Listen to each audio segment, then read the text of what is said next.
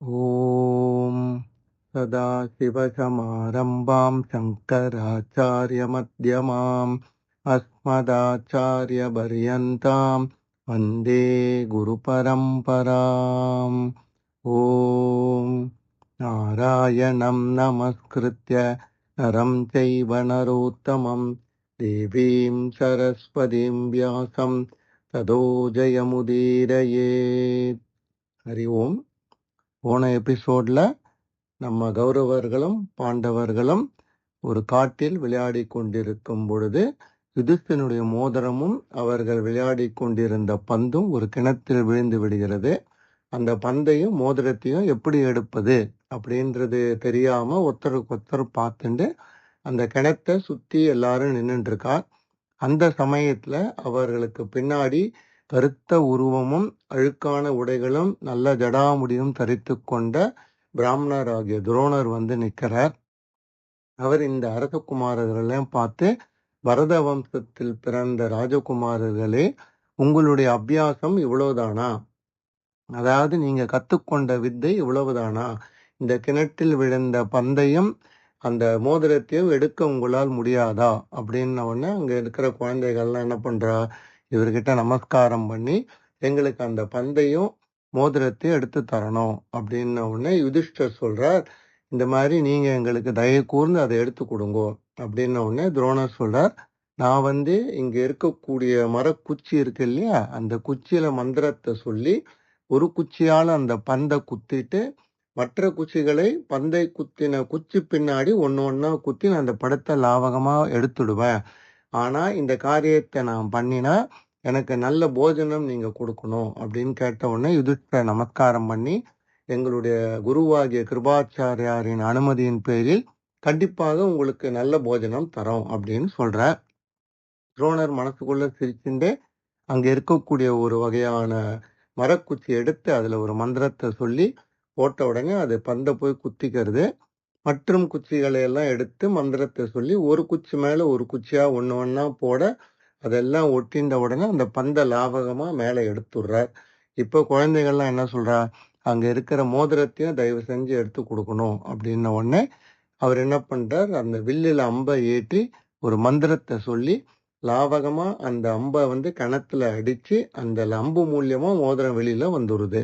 இது ரெண்டுத்தையும் இவர் எடுத்து கொடுத்த உடனே குழந்தைகள் ரொம்ப சந்தோஷத்தோட அவருக்கு நமஸ்காரம் பண்ணிட்டு, நீங்க யாருன்னு நான் போய் எங்க குரு கிட்ட சொல்றது அப்படின்ன உடனே துரோணர் சொல்ற, அஸ்திர வித்தையிலும் தனுர் வித்தையிலும் தேர்ச்சி பெற்ற ஒரு பிராமணர் அஸ்தினாபுரத்துக்கு வந்திருக்கார் அப்படின்னு நீ போய் என்னோட உருவத்தை பத்தி சொல்லு, அவர் என்ன புரிஞ்சுப்பார்ன உடனே யுதிஷ்டரும் மற்ற குழந்தைகளும் வேகமா போய் பீஷ்மர் கிட்ட காட்டுல நடந்ததையும் துரோணரை பற்றியும் சொன்ன உடனே பீஷ்மருக்கு புரிஞ்சுடுறது, இந்த வித்தைகளில் சிறந்த துரோணர் தான் வந்திருக்காருன உடனே உடனடியாக ஆட்களை அனுப்பித்து மரியாதையோடு துரோணரை அரண்மனைக்கு வரவழைக்கிறார்.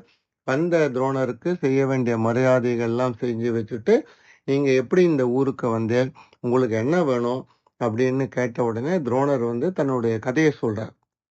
இந்த மாதிரி பரத்வாஜருடைய பிள்ளையாகிய நான் அஸ்திர வித்தைகளை எல்லாம் ஆக்னேஸ்வர் அப்படின்ற முனிவர்கிட்ட போய் எல்லா வித்தைகளையும் கிரமமா கத்துண்டு அதற்கு பிறகு புத்திரலாபம் வேண்டி என்னுடைய தந்தையின் ஆகியின் பேரில் கிருபி என்று சொல்லப்பட்ட சிறந்த பெண்மணியை கல்யாணம் பண்ணி கொண்டேன். எங்களுக்கு வந்து நான் எப்படி பரத்வாஜருக்கு பிறந்தனோ அதே மாதிரி எங்களுக்கு அஸ்வத்தாமன் அப்படின்ற ஒரு குழந்தை பிறந்தா. நான் ரொம்ப மகிழ்ச்சியா இருந்தேன். அந்த சமயத்துல நான் என்னுடைய சுய தர்மமான வித்தைகளை கற்றுக் கொடுத்து தனத்தை சம்பாதிக்க வேண்டும் என்பதில் குறியாக இருந்தேன். அதற்காக அந்த தேசமெல்லாம் இந்த கோடியிலேருந்து அந்த கோடிக்கு போனா கூட எனக்கு ஒரு பசு கூட கிடைக்கல. அப்பொழுது என் பிள்ளை அஸ்வத்தாமன் பால் வேண்டி அழுவான். அதுக்கு கிருபி என்ன பண்ணுவான்னா, அரிசி மாவு இருக்கு இல்லையா, அந்த மாவை கரைச்சி பாலா கொடுப்பா. அதை அந்த குழந்தை குடிச்சுட்டு நான் பால் குடித்தேன் அப்படின்னு சொல்லிட்டு வெளியில போய் அவனுடைய நண்பர்கள் கிட்ட எல்லாம் ரொம்ப சந்தோஷமா சொல்றான். அப்ப அங்க இருக்கிறவாளும் மற்ற மனிதர்களும் இந்த குழந்தை அரிசி மாவு கஞ்சியை குடிச்சுட்டு பாலை குடிச்சேன்னு சொல்றதே அப்படின்னு ஒரு மாதிரி கிண்டலா பேசின உடனே துரோணருக்கு ரொம்ப வருத்தமாகிறது. இருந்தாலும் ஸ்வதர்மத்தை விட்டுட்டு நம்ம வேற யாரையும் போய் தனத்துக்கோசரம் யாசிக்க கூடாது அப்படின்ற முடிவில் இருந்த துரோணர் தன்னுடைய மனைவியும் பையனையும் கூட்டிக் கொண்டு துருபதராஜன், அதாவது பாஞ்சால தேசத்து ராஜனாகிய துருபதன் அரண்மனைக்கு வரார். யக்ஞசேனனின் மைந்தனாகிய துருபதன் முன்னொரு காலத்தில் துரோணரோடு அந்த ஆசிரமத்தில் அவரோடையே அவன் சேர்ந்து கொண்டு நண்பனாக அஸ்திரங்களை துரோணரிடமிருந்தும் ஆக்னேய முனிவரிடமிருந்து கற்றுக்கொண்டு தேர்ச்சி பெற்றான். அந்த காலத்துல நிறைய உதவிகளை துரோணர் திருபதனுக்கு செஞ்சிருக்கார். அப்ப திரௌபதன் மகிழ்ந்து போய் என்ன சொல்றான், என்னுடைய தகப்பனார் எனக்கு எந்த காலகட்டத்தில் ராஜாபிஷேகம் செய்து ராஜ்யத்தை எனக்கு கொடுக்கிறாரோ அந்த சமயத்துல நீ ஒரு வாக்கு நான் உனக்கு தரேன். என்னுடைய ராஜ்யத்தில் பாதி உன்னுடையது. நான் எந்த சம்பத்து செல்வங்களை எல்லாம் அனுபவிக்கின்றனோ அதெல்லாமே உனக்கு உரியது அப்படின்னு சொல்லி என்னை நண்பனாக அங்கீகரித்து விட்டு அஸ்திர வித்தைகளை கற்றுக்கொண்டு அவன் பாஞ்சால தேசம் போயிடுறான். அதை ஞாபகத்துல வச்சுட்டு துரோணர் என்ன பண்றார், பாஞ்சால தேசத்து ராஜாவின் அரண்மனைக்கு சென்று நான் உன்னுடைய பழைய சிநேகிதனாகிய துரோணர் என்று அறி அப்படின்னு சொல்லும் போது ராஜாவாகி விட்ட கர்வத்தினால் திரௌபதன் துரோணரை நண்பனாக அங்கீகரிக்க முடியவில்லை. அவன் துரோணர் கிட்ட சொல்றான், எப்படி நீயும் நானும் ஒரு ஃப்ரெண்டா இருக்க முடியும், ஏன்னா நான் தேசத்தை ஆளுகிற ராஜா, நீயோ ஒரு சாதாரண பிராமணன். படிக்காதவன் படித்தவனுடனும் ரதம் இல்லாதவன் ரதம் வைத்திருப்பவனுடனும் தரித்திரன் தனவானுடனும் மூர்கன் வித்வானுடனும் கையாளாகாதவன் சூரனுடனும் நண்பனாக இருப்பது முடியாது. அது இயற்கைக்கு விரோதமானது. அதனால நீ என் நண்பன் என்று வெளியில சொல்லி கொண்டிருக்காத. அதனால நீ வேணா வந்ததுக்கோசரம் ஒரு நாள் ராத்திரி இந்த அரண்மனையில உனக்கு நல்ல போஜனம் தர, அதை சாப்பிட்டு விட்டு நீ போகலாம் அப்படின்னு துரோணர் கிட்ட ஏளனமா சொன்ன உடனே துரோணருக்கு ரொம்ப கோபம் வந்துடுது.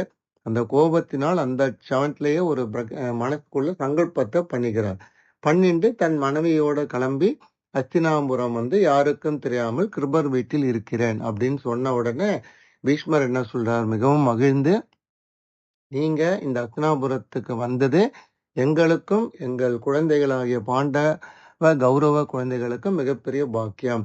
இந்த ராஜ்யம் உங்களுதுன்னு நினைச்சுங்கோ, இங்க இருக்கிற தனங்கள் எல்லாம் உங்களுக்கு தான். எனக்கு ஒரு விண்ணப்பம்ன உடனே துரோணர் கேட்கிறேன், நான் என்ன உங்களுக்கு பண்ணணும் அப்படின்னா, இந்த குழந்தைகளுக்கு நீங்க தனுர்வேத வித்தையில் சிறந்த அபியாசத்தை சொல்லி கொடுத்து அவளை மிகச்சிறந்த வீரர்களாக பண்ணணும் அப்படின்னு சொன்ன உடனே துரோணர் ரொம்ப சந்தோஷத்தோடு ஒத்துக்கிறார். அதே சமயம் அவர் பீஷ்மர் கிட்ட ஒரு விண்ணப்பத்தை வைக்கிறார். ஏன்னா இந்த அரண்மனையில் கிருபாச்சாரியார் குருவாக இருக்கிறார். நான் இந்த குழந்தைகளுக்கு பாடம் சொல்லி கொடுப்பதில் அவருக்கு எந்த விதமான மன வருத்தமும் இருக்கக்கூடாது அப்படின்ன உடனே பீஷ்மர் சொல்றார், கிருபாச்சாரியார் எங்க குல குரு, அதனால அவரை நான் பார்த்து கொள்கிறேன், இந்த குழந்தைகளை உங்கள் பொறுப்பில் விடுகிறேன் அப்படின்னு சொல்லிட்டு துரோணருக்கு மிகுந்த தனமுள்ள ஒரு வீட்டையும் வாழ்வதற்கு தேவையான பொருட்களையும் கொடுத்து இந்த கௌரவ பாண்டவ குழந்தைகளை எல்லாம் கூட்டிக் கொண்டு துரோணர்கிட்ட அவர்கிட்ட ஒப்படைச்சுட்டு, இவெல்லாம் உங்களுக்கிட்ட சீடர்கள், இவாளுக்கு என்னென்ன வித்தையை நீங்க சொல்லி கொடுக்கணுமோ அதை எல்லாத்தையும் நீங்க சொல்லி கொடுங்கன்னு சொல்லிட்டு போயிடுறார். துரோணரும் மிக சந்தோஷத்தோடு அந்த குழந்தைகளை எல்லாம் அழைத்து கொண்டு வரும்பொழுது தனிமையில அந்த குழந்தைகள் அவருக்கு நமஸ்காரம் பண்ணிட்டு நிற்கும் போது துரோணர் அந்த குழந்தைகள் கிட்ட ஒரு வார்த்தையை சொல்றார், என்னுடைய மனத்துல நான் ஒரு சங்கல்பம் பண்ணி வச்சுட்டு இருக்கேன். இந்த அபியாசத்தை முடித்து கொண்டு நீங்கள் எல்லோரும் வீரர்களாக மாறின பிறகு என்னுடைய சங்கல்பத்தை நிறைவேற்றி கொடுக்க வேண்டும் அப்படின்னு ஒரு வாக்கு கேட்கிறார். எல்லா குழந்தைகளும் பேசாம இருக்கா. ஆனால் அர்ஜுனன் மற்றும் என்ன பண்றான், முதன்மையாக குருவின் சங்கல்பத்தை கண்டிப்பாக நான் நிறைவேற்றி கொடுப்பேன் அப்படின்னு அவருக்கு ஒரு சத்தியம் பண்ணி கொடுக்குறான். அப்பவே அவருக்கு அர்ஜுனன் மேல மிக சிறந்த சந்தோஷமும் ஆசையும் விடுகிறது. இந்த குழந்தைகள் எல்லாருக்கும் எல்லா விதமான அபியாசத்தையும் அவர் சொல்லி கொடுத்து வந்துருக்கார். அதே சமயத்துல அர்ஜுனன் எல்லா வித்தைகளையும் மிக சிறப்பாக கற்றுக்கொள்வது மட்டும் இல்லாமல் அவற்றை பிரயோகத்திலும் லாபகத்தை கொண்டு வருகிறான். ஏன்னா அவனுடைய உடம்பின் அம்சமே அந்த மாதிரி இருக்கிறதுனால மற்ற எல்லாரையும் விட சிறந்த முறையில கற்றுக்கொண்ட வித்தைகளை உபயோகிப்பதில் மிகச்சிறந்த வீரனாக அவன் இருந்து கொண்டிருக்கிறான். அப்படி இருக்கும்போது இந்த துரோணர் என்ன பண்றார், எல்லா குழந்தைகளுக்கும் பாடம் சொல்லி கொண்டு இருக்கும் பொழுது குழந்தைகளை குளித்து விட்டு தண்ணீர் எடுத்து கொண்டு வர அனுப்பும் போது எல்லா குழந்தைகளுக்கும் இந்த கமண்டலம் இருக்கு இல்லையா, அதை கொடுத்து நீங்க இதுல தண்ணி எடுத்துன்னு வாங்கன்னு சொல்லி அனுப்புறார். அதுக்கு காரணம் என்னன்னா, இந்த குழந்தைகள் தண்ணியை எடுத்துட்டு மெதுவா வருவா, இவருடைய பையனான அஸ்வத்தாமனுக்கு மாத்திரம் குடத்தை கொடுக்குறார். ஏன்னா அவன் குடத்துல நீரை நிரப்பின்னு சீக்கிரம் வந்துட்டான்னா ரகசியமா அவனுக்கு சில வித்தைகளை சொல்லி கொடுக்கலாம். ஏன்னா அப்பாவுக்கு மகன் மேல் உள்ள பாசம். இதை அர்ஜுனன் சூஷ்மத்தால கண்டுபிடிச்சுன்ட்டு அவன் குளிக்கும்போது என்ன பண்றான், கமண்டலத்துல வாரண அஸ்திரத்தை யூஸ் பண்ணி தண்ணீரை சீக்கிரமாக நிரப்பிக்கொண்டு அஸ்வத்தாமன் கூடவே வந்துடுறான். இதை கண்டுபிடிச்ச துரோணருக்கு மிகுந்த சந்தோஷம் வந்துடுது. அதனால அர்ஜுனனுக்கு எல்லா கலைகளையும் கற்றுக் கொடுக்க ஆரம்பிக்கிறார். இப்படி நடந்துட்டு இருக்கும்போது மற்ற தேசத்து ராஜாக்களும் அந்த இடத்துக்கு அவர்கிட்ட கத்துக்கிறார். அப்பொழுது ராதையின் மைந்தனாகிய கர்ணன் அர்ஜுனன் மேலும் பாண்டவர்கள் மேலும் உள்ள விரோதத்தினால் துரியோதர் மற்றும் கௌரவர்களோடு சிநேகம் வைத்துக்கொண்டு இவர்களை எப்பொழுதும் இழிவாக நினைத்து கொண்டிருக்கிறான். அந்த சமயத்தில் துரோணர் அவனுக்கு சிக்ஷை கற்றுக் கொடுக்க மறுத்ததினால் கர்ணன் அந்த குருகுலத்தை விட்டு வெளியேறுகிறான். அந்த சமயத்துல அங்க காட்டில் இருக்கக்கூடிய நிஷாத ராஜா ஒருத்தன் இரண்ய தனுசு அப்படின்னு பேரு. அவனுடைய மகன் ஏகலைவன். அந்த ஏகலைவன் என்ன பண்றான், துரோணர்கிட்ட குரு நமஸ்காரம் பண்ணிட்டு வித்தை கற்றுக் கொடுக்குமாறு கேட்கும் பொழுது துரோணர் அவருடைய மனத்தில் இவனை பார்த்து விட்டு அர்ஜுனனுக்கு நிகரான இன்னொரு வீரன் இருக்கப்படாது அப்படின்ற விஷயத்தினால நீ வேடனின் மகனாக இருப்பதால் உனக்கு நான் இந்த அபியாசத்தை சொல்லி கொடுக்க முடியாது. அதனால நான் சந்தோஷத்தோட உன்னை வீட்டுக்கு அனுப்புறேன். நீ என்னை குருவா நினைச்சுட்டு உங்க காட்டிலேயே கத்துக்கோ அப்படின்னு சொல்லி அனுப்பிச்சுடுறார். அப்படி அனுப்பப்பட்ட ஏகலைவன் என்ன பண்றான், துரோணர் மாதிரி ஒரு பதுமையை பண்ணி காட்டுல வச்சுட்டு அவருக்கு நமஸ்காரம் பண்ணிட்டு அந்த சிலையின் முன் இருந்து கொண்டு எல்லா வித்தைகளையும் மிகச் சிறப்பாக கற்றுக்கொண்டு வந்திருக்கின்றான். இந்த சமயத்துல கௌரவ பாண்டவ பிள்ளைகள் அத்தனை பேரும் எல்லா வித்தைகளையும் சிறந்த முறையில் கற்றுக்கொண்டு வருகிறார்கள். அதுலயும் பாத்தீங்கன்னா பீமனும் துரியோதனனும் கதாயுதத்தில் சிறந்தவர்கள். அஸ்வத்தாமன் ரகசியம் என்று சொல்லப்பட்ட மந்திர தியானத்துல சிறந்தவனா இருக்கான். நகுல சகாதேவர்கள் சிலம்பத்தில் சிறந்தவர்கள். யுதிஷ்டன் என்று அழைக்கப்பட்ட தர்மன் தேர் ஓட்டுவதில் சிறந்தவன். அர்ஜுனன் தனுர்வித்தை மட்டுமல்லாமல் தேரோட்டம், கதாயுதம், கத்திச்சண்டை மற்ற எல்லா வித்தைகளையும் மிக சிறப்பானவனாக இருக்கிறான். எல்லாருக்கும் துரோணர் ஒரே மாதிரி பாடம் சொல்லி கொடுத்தாலும் அர்ஜுனனுடைய தேக அங்க அவயங்கள் அவனுக்கு உதவுமாறு இருப்பதால் அவன் அந்த வித்தைகளை கற்றுக்கொள்வது மட்டுமல்லாமல் அவற்றை பிரயோகம் செய்வதிலும் மிகச் சிறந்த வல்லவனாக இருந்து வந்து கொண்டிருக்கிறான். அந்த சமயத்துல ஒரு நாள் இந்த குழந்தைகள்லாம் என்ன பண்றா, துரோணர்கிட்ட பர்மிஷன் வாங்கிட்டு காட்டுக்குள்ள வேட்டையாடுறதுக்கு போறா. அப்படி வேட்டையாட போன குழந்தைகள் கூட ஒரு மனிதன் என்ன பண்றான், ஒரு நாயை கையில கட்டி பிடித்து கொண்டு அவர்கள் பின்னாடியே ஆயுதங்களை ஏந்தி கொண்டு போகிறான். அந்த சமயத்தில் கருத்த உருவம் உள்ள உடம்பெல்லாம் தூசி படிந்த ஒருவன் அஸ்திர பிரயோகம் செய்து கொண்டு இருக்கிறான். அவனை பார்த்த அந்த நாயானது கத்திக்கொண்டே அவன்கிட்ட போறது. அப்படி கத்திக்கொண்டே வந்த நாயை 7 பானங்களால் அதனுடைய வாயை அப்படியே தைத்து விடுவது போல பானங்களை அடித்து வாயை நிறுத்தி விடுகிறான். அதனால் அந்த நாயானது கத்த முடியவில்லை. ஊளையிட்டு கொண்டே இந்த கௌரவ பாண்டவர் குழந்தைகளிடம் வருகிறது. இதை பார்த்த இந்த குழந்தைகளுக்கு ஒரே ஆச்சரியம். இந்த வாயை எப்படி 7 பானங்களால் ஒருவன் நிறுத்த முடியும் என்று பார்த்து வரும் பொழுது அங்கு மிக லாபகமாக அம்புகளை எரிந்து கொண்டு அபியாசம் பண்ணி கொண்டிருந்த இந்த வேட ராஜாவின் மகனை பார்த்து எல்லாரும் கேட்கிறான், நீ யாரு அப்படின்னு. ஏன்னா இவாளுக்கு அவன் அடையாளம் தெரியல.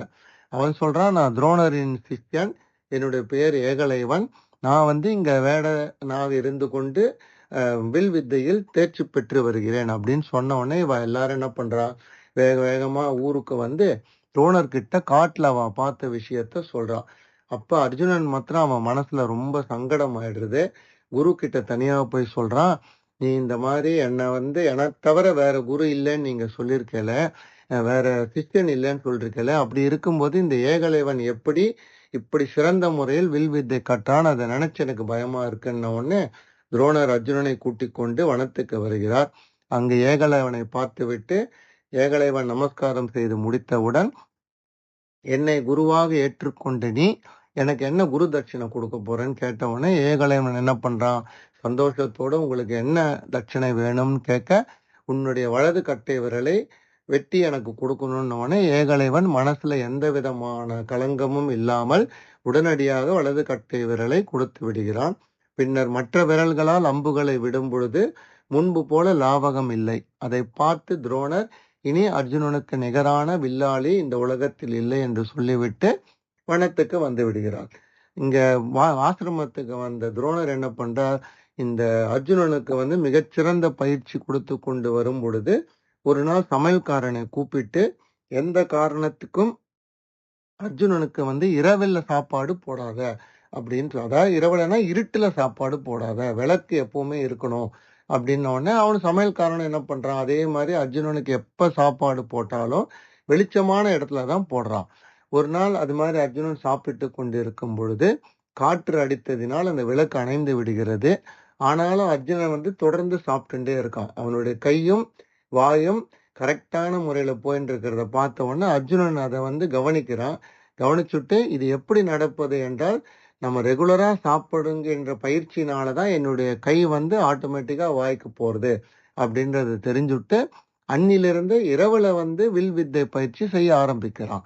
இப்படி செய்யும் போது ஒரு நாள் அந்த நாணலின் சத்தத்தை கேட்ட துரோணர் எழுந்து பார்க்கும்போது அர்ஜுனன் இரவில் வில் வித்தை பயிற்சியை இருட்டில் கூட சரியான முறையில் அம்புகளை எரிந்து கொண்டிருப்பதை பார்த்துவிட்டு அவனை கட்டி அணைத்து, உன்னை போல் சிறந்த வில் வீரன் இந்த உலகத்தில் இருக்க போவதில்லை, என்னிடம் உள்ள அனைத்து வித்தைகளையும் நான் உனக்கு சொல்லிக் கொடுக்க போகிறேன் அப்படின்னு மகிழ்ந்து அன்னிலேருந்து எல்லா வித்தைகளையும் அவனுக்கு சொல்லி கொடுத்துருக்கார். இப்படி இருக்கும்போது ஒரு நாள் துரோணர், நம்மிடம் பாடம் கற்று தேர்ச்சி பெற்ற இந்த குழந்தைகள் எந்த அளவுக்கு படித்திருக்கிறார்கள் என்பதை சோதனை செய்து பார்ப்பதற்காக ஒரு பரீட்சையை வைக்க நினைக்கிறார். அது என்ன பரீட்சை, அந்த பரீட்சையில் எந்த குழந்தை வெற்றி பெற்றது என்ற விவரங்களை எல்லாம் அடுத்த எபிசோட்ல பார்க்கலாம். ஹரி ஓம்.